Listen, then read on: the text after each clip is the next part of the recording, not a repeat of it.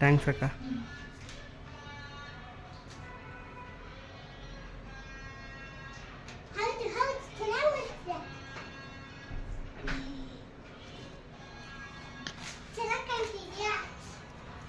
ನೀನು ಖುಷಿ ಆಯ್ತಾ?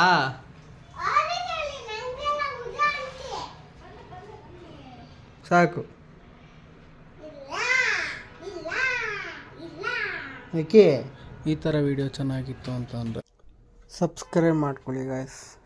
ನನ್ನಾಣೆಗೂ ನಿನ್ನ ಬಾಳೆಲ್ಲ ಬೆಳಗಿರಲಿ, ನಿನ್ನ ನಾಳೆ